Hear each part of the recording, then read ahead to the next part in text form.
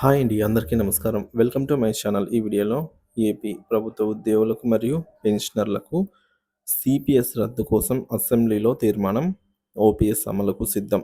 పూర్తి వివరాలు వీడియోలో తెలుసుకుందాం. వీడియోని ఎక్కడే కానీ స్కిప్ చేయకుండా ఎండ్ వరకు చూడండి. అప్పుడే ఇన్ఫర్మేషన్ పూర్తిగా అర్థమవుతుంది.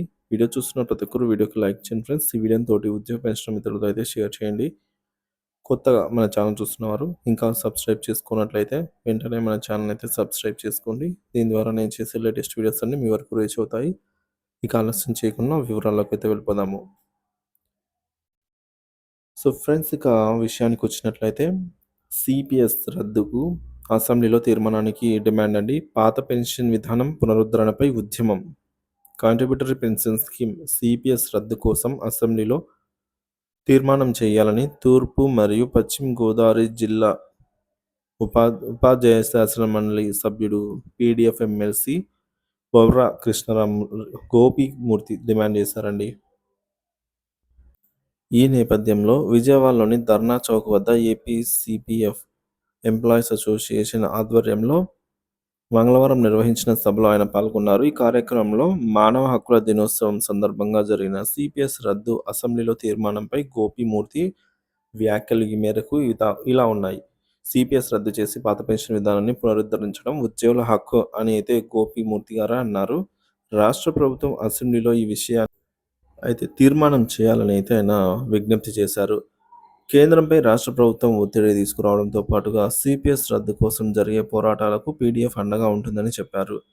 యూటీఎఫ్ నిర్వహించిన పాదయాత్ర, మోటార్ సైకిల్ ర్యాలీలో వంటి ఉద్యమాల్లో తాను పాల్గొన్నానని గుర్తు చేశారు.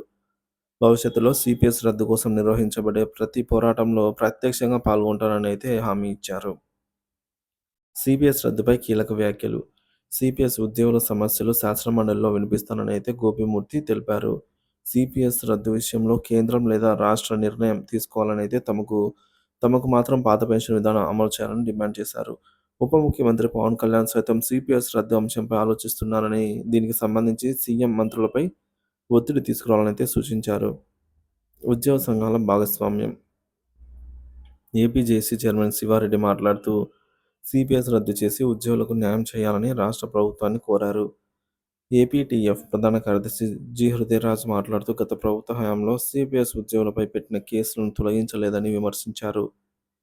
ఏపీ సిపిఎస్ఐ ఐజీ అధ్యక్షులు, కార్యదర్శి, ఇతర ప్రముఖులు ఈ కార్యక్రమంలో పాల్గొని తమకు మద్దతు తెలిపారు. సిపిఎస్ రద్దు అవసరం. సిపిఎస్ కారణంగా ఉద్యోగులు ఆర్థిక అనిశ్చిత ఎదుర్కొంటున్నారు.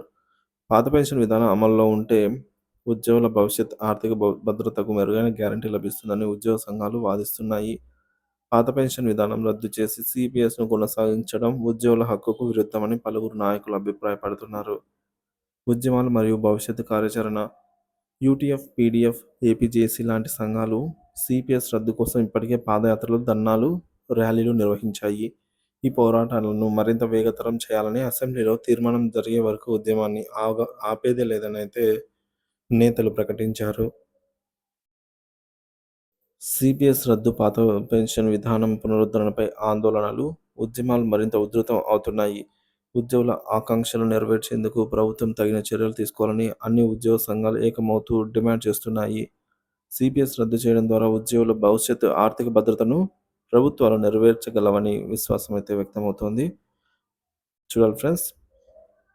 సో ఈ మేరకు మనకు సిపిఎస్ రద్దు చేసి ఓపీఎస్ పునరుద్ధరిస్తాము, లేదా సిపిఎస్ను పరిగణలోకి తీసుకొని అంశాలను పరిశీలిస్తాము అని గెలిచిన వెంటనే కూటమి ప్రభుత్వం హామీ ఇచ్చిందనమాట. సో సొంతంగా డిప్యూటీ సీఎం పవన్ కళ్యాణ్ గారు కూడా సొంతంగా దీనిపైన అయితే చర్యలు తీసుకొని గరిష్టంగా 1 సంవత్సరం కాలం నాకు ఇవ్వండి, ఓపీఎస్ అమలుకు అయితే అన్ని విధాలుగా కృషి చేస్తాను అని అయితే తెలిపారు.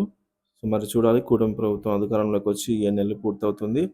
త్వరితగతిన ఓపీఎస్ను అమలు చేయాలని ఉద్యోగ పెన్షనర్లు ప్రభుత్వ దృష్టికి తీసుకెళ్తున్నారు. సో దీనిపై మీ అభిప్రాయాన్ని కామెంట్ ద్వారా తెలియజేయండి friends. Thank you for watching this video.